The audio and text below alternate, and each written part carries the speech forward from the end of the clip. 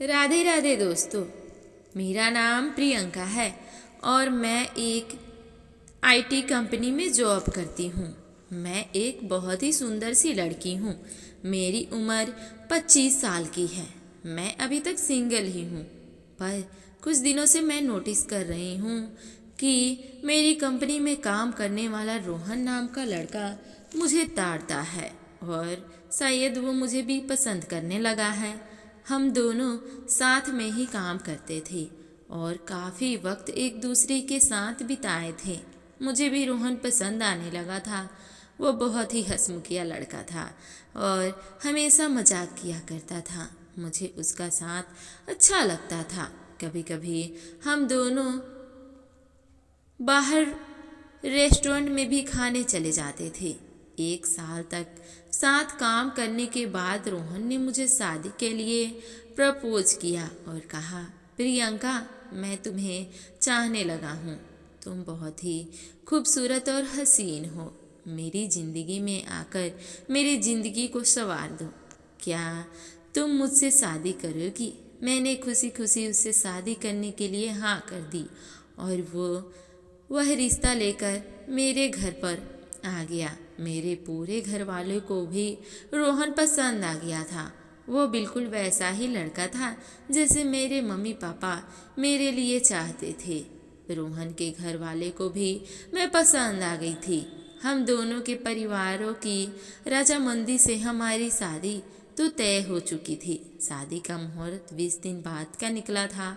घर पर शादी की तैयारियां जोरों शोरों से चल रही थी, पर मैं अभी भी ऑफिस जा रही थी। मैंने सोचा था कि शादी के 2 दिन पहले ही छुट्टी ले लूँगी, क्योंकि प्राइवेट कंपनी में छुट्टी मिल पाना थोड़ा मुश्किल होता है। मम्मी पापा ने कहा था कि तुम तैयारियां की टेंशन मत लो, सब आराम से हो जाएंगे। इसलिए मैं बिंदास थी और सारी तैयारियां मेरे घर वाले ही कर रहे थे।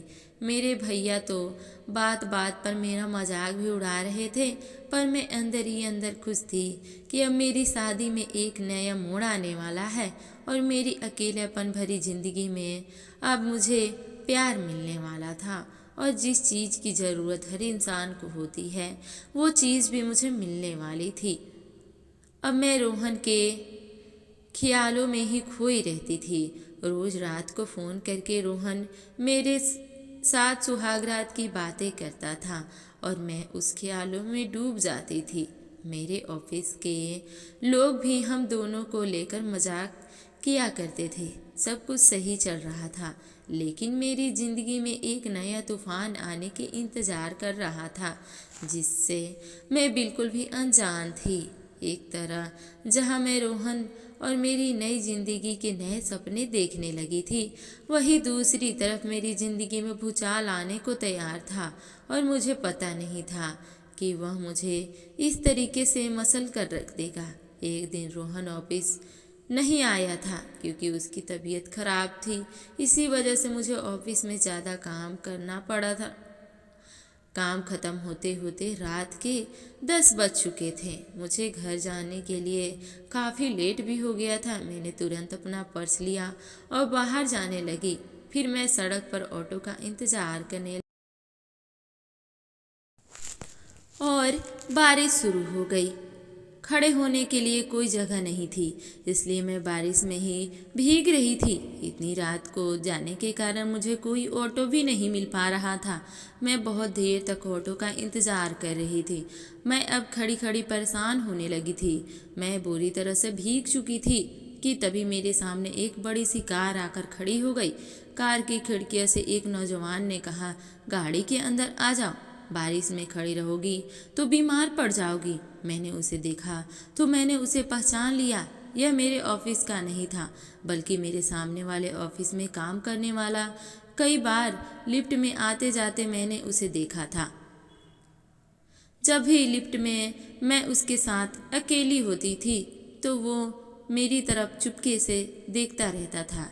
एक बार मैं ऑफिस के बाद ऑटो का इंतज़ार कर रही थी कि तभी यह नौजवान मेरे पास आ गया था।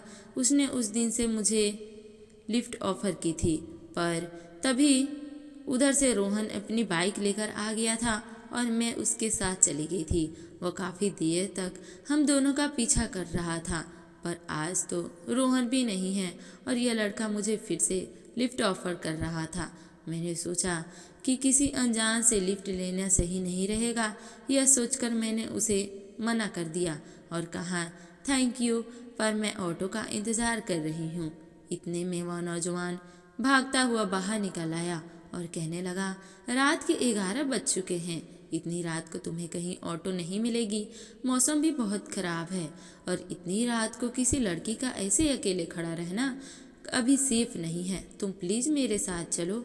अब वो वहीं खड़ा हो गया और मेरे जवाब का इंतज़ार करने लगा। मैंने सोचा समझा और फिर मुझे लगा कि इसकी मदद ले लेनी चाहिए। मैं इसकी गाड़ी में बैठ गई। उसने कहा तुम तो बुरी तरह से भीग चुकी हो, मेरा घर सामने ही है, चलो पहले अपने कपड़े बदल लो, फिर मैं तुम्हें घर ड्रॉप कर दूंगा। मैं ठंडी से कांपने लगी। वो मुझे अपने घर लेकर चला गया और तुरंत ही उसने मुझे एक टॉवल पकड़ा दी। उसके बाद वो मुझे अपने कमरे में लेकर आ गया और अपने एक शर्ट पैंट मुझे दे दी और कहा इसे पहन लो। वह कमरे से बाहर चला गया। मैं अपने जिस्म को पोंछ रही थी और तभी मुझे सामने पड़ा हेयर ड्रायर नज़र आ गया। मैंने सोचा पहले अपने बाल सुखा लेती हूँ, क्योंकि अगर मेरे सिर गीला रहता है तो मुझे सिर दर्द होने लगता है। मैंने धीरे धीरे अपने बाल सुखाने शुरू कर दिए और बाल सुखाते सुखाते थोड़ा ज़्यादा टाइम लग गया। फिर मैं अपने सारे गीले कपड़े उतार कर अपने शरीर को पोंछने लगी। तब वह लड़का कमरे के अंदर आ गया। उस वक्त मैंने कुछ भी नहीं पहना हुआ था। मैं सर से लेकर पांव तक नंगी थी और उसने मुझे इस हालत में देख लिया था। एक पल तो वह मुझे देखता ही रह गया था, लेकिन अगले ही पल सॉरी करके दरवाज़ा बंद कर दिया। मेरी हालत तो बहुत ही ख़राब हो चुकी थी। एक नौजवान लड़के ने मुझे इस हालत में देख लिया था। मैंने तुरंत शर्ट पहन लिया, लेकिन उसका पैंट मुझे नहीं आ रहा था, तो मैंने टॉवल लपेट लिया। उसके बाद जब मैं बाहर निकली तो उसने कहा मुझे माफ़ कर देना, मैं तो दरवाज़ा खटखटा के आया था, तुमने जवाब क्यों नहीं दिया। तब मुझे ध्यान आया कि उसके दरवाजे तो खटखटाया था, पर मैं इतनी डिस्टर्ब थी कि कुछ कह नहीं पाई। मैंने कहा जो भी हुआ वो मेरी ही गलती थी, मेरे ही ध्यान कहीं और था। मैंने कहा तुम्हारी पैंट मुझे नहीं आ रही थी। उसने कहा फिक्र मत करो, तुम्हारे कपड़े मैंने वॉशिंग मशीन में सुखा दिया है, इसमें पूरी तरह से कपड़ा सूख जाता है, आधा घंटा लगेगा। उसके बाद अपने कपड़े पहनकर तुम आराम से घर चली जा सकती हो। मैंने मेरे कपड़े सूखने को डाल दिया, फिर कहा चलो कुछ खाना बनाता हूँ, तुम भी खा लेना। हम दोनों किचन में चले गए और वह ऑमलेट और चाय बनाने लगा। खाना तैयार करके हम दोनों खाने लगे थे, पर मैंने ध्यान दिया कि वह लड़का मेरी तरफ देखे जा रहा था। तभी मुझे ख्याल आया कि मैंने अपनी शर्ट की ऊपर वाली बटन खुले ही छोड़ दी है और वह मेरे जिस्म को देख रहा है। जैसे ही मुझे इस बात का एहसास हुआ तो वह मेरे बिल्कुल करीब आ गया और वो मेरी शर्ट की बटन को लगाने लगा था। तभी मेरी सांस बहुत तेज़ हो गई और उसकी सांसें भी बहुत तेज़ होने लगी। यह लड़का कितना हैंडसम है, मैं इसकी शक्ल ही देखे जा रही थी। उसने कहा मैं तुम्हें एक पजामा दे देता हूँ, तुम इसे पहन लो। इतना कहकर वो मेरे लिए एक पजामा लेकर आ गया। मैं पजामा चेंज करने के लिए कमरे में गई, पर मैं फिर से न जाने किस ख्यालों में थी कि मैं दरवाज़ा बंद करना ही भूल गई और वहीं पर चेंज करने लगी। मैंने टॉवल हटा दी और मैंने नीचे कुछ भी नहीं पहना हुआ था। वह वहीं पर खड़ा होकर मुझे देख रहा था। मेरे पजामा पहनने से पहले वो मेरे पास आ गया और मुझे अपनी बाहों में भरकर मेरे होठों को चूमने लगा। मैं बहकने लगी। उसने मुझे बिस्तर पर लिटा दिया। हम दोनों की ही सांसें तेज होने लगी। वह मुझे बेतहाशा चूमने लगा और मैं उसके प्यार में ढलती जा रही थी। न जाने कैसा कुमार छाया कि मुझे किसी भी चीज़ का होश नहीं रहा। वह मुझे चूमते हुए मेरे शर्ट की बटन खोलने लगा। किसी लड़के ने मुझे पहली बार किस किया था। रोहन ने भी मुझे आज तक किस नहीं किया, बस मेरे हाथ पकड़ा था। रोहन का ख्याल आते ही मुझे याद आ गया कि मेरी शादी होने वाली थी। पर अब मैं इस रोमांचक सफ़र के उस मोड़ पर पहुंच चुकी थी। चाहत भी अपने आप को रोक न पाई। उसने धीरे धीरे सारी हदें पार कर ली। मैं उसकी प्यार की गहराइयों में डूब गई। आधे घंटे तक हम सुध बुध खोकर मोहब्बत करते रहे, लेकिन तभी अचानक मुझे लगा कि यह मैं क्या कर रही हूँ। यह सोचते ही मेरी आंखों में आंसू निकल आए। मैंने कहा, यह क्या कर रहे हो? मैं तो तुम्हें जानती तक नहीं हूँ। उसने कहा, मैं आकाश हूँ, आकाश सिंघानिया। यह नाम सुनकर ही मैं चौंक उठी, क्योंकि मेरे बगल वाले ऑफिस का सीईओ आकाश सिंघानिया है। यानी कि ये एक काफ़ी रईस लड़का। और ये कहीं मुझे जानता तो नहीं, क्योंकि हर वक्त यह मुझे अपनी बिल्डिंग के आसपास मिल जाता है और मेरे साथ रोज़ लिफ्ट में एक साथ ही चढ़ता उतरता है। लेकिन मैंने कभी उस पर ध्यान नहीं दिया था। मैंने कहा, रुक जाओ, इससे ज़्यादा कुछ भी नहीं करो। हालांकि मैं खुद को ही रोक नहीं पा रही थी, पर शायद वो मेरी आंखों में आंसू देखकर रुक गया और कमरे से बाहर चला गया। उसने अपनी हद पार नहीं की थी और मेरी इज्जत सही सलामत थी। मैं जल्दी से उठी तो देखा मेरे गीले कपड़े सूख चुके थे। मैंने जल्दी से अपने कपड़े पहन लिए और बाहर आ गई। आकाश मुझसे नजरें नहीं मिला रहा था, पर मैं उससे बात करना चाहती थी। वो मेरी तरह बिना देखे बोला, चलो प्रियंका, तुम्हें घर ड्रॉप कर देता हूँ। हम दोनों कार में बैठ गए।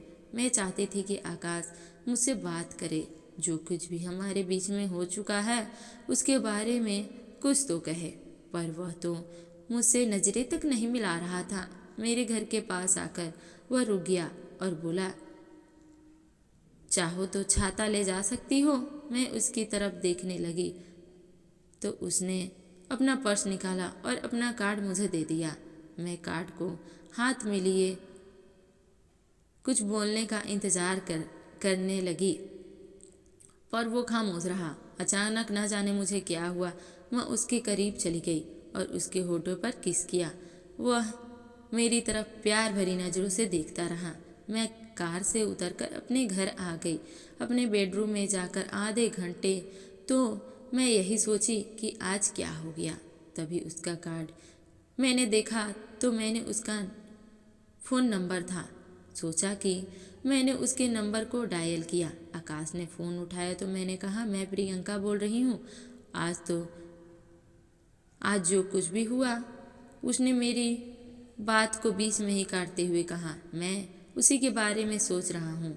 अपने बेड में लेटे लेटे उन यादों में खोया हुआ हूँ। वह मेरी ज़िंदगी का सबसे खूबसूरत पल था। न जाने मेरे दिल को क्या हो गया था। यह कौन सा खिंचाव था कि मैं आकाश की ओर खींचती चली जा रही थी। और यही सब सोचते सोचते मैं सो गई थी।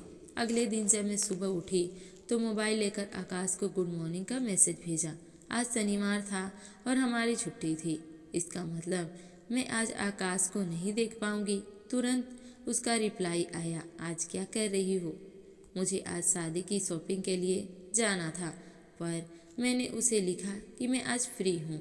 यह मोहब्बत थी या कुछ और, पता नहीं। उसने लिखा, मेरे घर पर लंच पर आओगी? 12 बजे तक आ जाओ, मैं लंच तैयार रखूँगा। मैंने घड़ी देखी तो 10 बज चुके थे। मैं जल्दी तैयार हो गई। अपने मम्मी पापा से कहा कि मैं अकेले शॉपिंग पर जा रही हूँ। आज मुझे रोहन से ही मिलना है, लेकिन उससे पहले मैं आकाश से मिलना चाहती थी। जो कुछ भी हमारे बीच में हुआ, उससे मेरी ज़िंदगी में भूचाल आ गया था। मैं खिंचती हुई उसके घर 12 बजे तक पहुंच गई। मुझे देखकर वो मुस्कुराया और घर के अंदर बुला लिया और बोला, खाना तैयार है, पहले खा लेते हैं फिर बातें करते हैं। खाना खाने के बाद मैंने कहा, देखो आकाश, कल जो कुछ भी हुआ वो न जाने कैसे हो गया। मेरी शादी तय हो चुकी है और 19 दिन के बाद मेरी शादी है। मेरी बात सुनकर उसके चेहरे पर गुस्सा साफ नजर आने लगा, जैसे कि वो मुझे खोना नहीं चाहता। क्या वह मुझसे प्यार करता है? यह कहकर मैं वहाँ से जाने लगी कि अचानक उसने मेरा हाथ पकड़ लिया और कहा, अगर तुम्हारा इरादा बदल जाए तो मैं तुम्हारा यहीं इंतज़ार करूँगा। उसकी आंखों में मुझे अपने लिए मोहब्बत नज़र आ रही थी। उसने एक स्पर्श से मेरे पूरे बदन में हलचल शुरू हो गई। मैं यूं कमज़ोर क्यों पड़ी जा रही थी। मैं तुरंत उसके करीब आ गई और उसे एक हग किया। वह पल में मुझे बिल्कुल पागल कर रहा था। क्या मुश्किल से उसे अलग होकर मैं बाहर निकल आई और रोहन के साथ मैं शॉपिंग में बिजी हो गई। रात को मैं जब घर आई तो रोहन का फ़ोन आया, पर न जाने क्यों अब उससे बात करने का मन ही नहीं हो रहा था। वह रोमांस जो हमारे बीच में फ़ोन पर होता था उसमें मुझे मन नहीं लग रहा था। मैंने कहा, रोहन मैं बहुत थक चुकी हूँ, कल बात करते हैं। और इतना कहकर मैंने फ़ोन रख दिया और फिर चाहते हुए भी ना चाहते हुए भी मैंने आकाश को कॉल किया। आकाश ने फ़ोन उठाते ही पूछा, आज क्या किया सारा दिन? मैंने कहा, मैं रोहन के साथ शादी की शॉपिंग में बिजी थी। तुमने क्या किया? उसने कहा, बस तुम्हारे ख्यालों में खोया हुआ था। वह ख्याल दिल से निकलते ही नहीं। अगर कल फ्री हो तो प्लीज़ लंच पर आ जाना। मैंने कहा, मैं नहीं आऊँगी, तुम्हें पता है मेरी शादी होने वाली है। कहकर मैंने फ़ोन रख दिया। पर न जाने वो कौन सी शक्ति थी कि अगले दिन 12 बजे फिर से मैं उसके घर पर पहुंच गई। आकाश मुझे देखकर मुस्कुराने लगा और फिर मुझे अंदर बुला लिया। खाना खाने के बाद दोनों सोफे पर बैठे हुए थे कि अचानक वो मुझ पर टूट पड़ा और मुझसे प्यार करने लगा। मुझे चूमने लगा और बोला, तुम तो कह रही थी मैं नहीं आऊँगी, तो फिर कैसे आ गई? क्या तुम भी वही महसूस करती हो जो मैं करता हूँ? तो फिर यह दूरी क्यों? आओ इस दूरी को मिटा देते हैं। उसकी बातों में मैं मदहोश होने लगी और मैं उसकी प्यार में महसूस करने लगी। उस पल में मैं इस कदर डूब चुकी थी कि उसने मुझे पूरी तरीके से अपना बना लिया था। जब मुझे होश आया तो बहुत देर हो चुकी थी। 18 दिन के अंदर मेरी रोहन के साथ शादी है, पर मैं पूरी तरीके से आकाश की हो चुकी थी। आकाश ने कहा, अब तुम मेरी हो, मैं तुम्हारा साथ नहीं छोड़ सकता, चलो मेरे साथ। वह मुझे अपने साथ अपनी कार में मेरे घर लेकर आ गया और सीधे मेरे घर के अंदर घुस गया। फिर मेरे मम्मी पापा को बुलाने लगा। मेरे मम्मी पापा आए तो बड़ी ही अजीब निगाहों से उसे देखने लगे थे। आकाश ने अपना परिचय दिया, फिर कहा, आपकी बेटी और मैं एक हो चुके हैं, अब अलग नहीं हो सकते। उसकी इस बात ने मेरे चेहरे बिल्कुल शर्म से लाल हो गए थे। उसने मेरे मम्मी पापा को यह बात कैसे कह दी? मेरे मम्मी पापा बड़ी बड़ी आंखें बनाकर मेरी ओर देखने लगे। पापा बोले, पर बेटी कुछ दिन के बाद तो रोहन के साथ तुम्हारी शादी होने वाली है। लेकिन तभी आकाश ने अपनी जेब से कुछ डिब्बी निकाली। जब उसने डिब्बी खोली तो उसके अंदर सिंदूर था। उसने वहीं खड़े खड़े मेरी मांग भर दी और कहा, अब से प्रियंका मेरी पत्नी है। उसने मेरा हाथ थामा और मुझे लेकर अपने साथ अपने घर ले आया। फिर क्या बताऊं, उस भूचाल के साथ मैं बह गई। रोहन का दिल टूट चुका था क्योंकि हमारी शादी टूट चुकी थी। मेरे मम्मी पापा को तो मानो विश्वास ही नहीं हो रहा था कि यह हुआ क्या, और ना ही मैं कुछ समझ पा रही थी किस कदर मैं एक अनजान लड़के से इतनी करीब आ गई और अपनी खुद की शादी तोड़कर उसके साथ घर बसा लिया। और शायद यही मोहब्बत है। कई बार मोहब्बत में हम अपने होश खो बैठते हैं और यही शायद मेरे साथ भी हुआ था। तो दोस्तों, ये कहानी आप लोगों को कैसी लगी कमेंट करके ज़रूर बताइएगा और मेरे वीडियो को एक लाइक और चैनल को भी सब्सक्राइब कर लीजिएगा। मिलते हैं नेक्स्ट वीडियो में, तब तक के लिए धन्यवाद।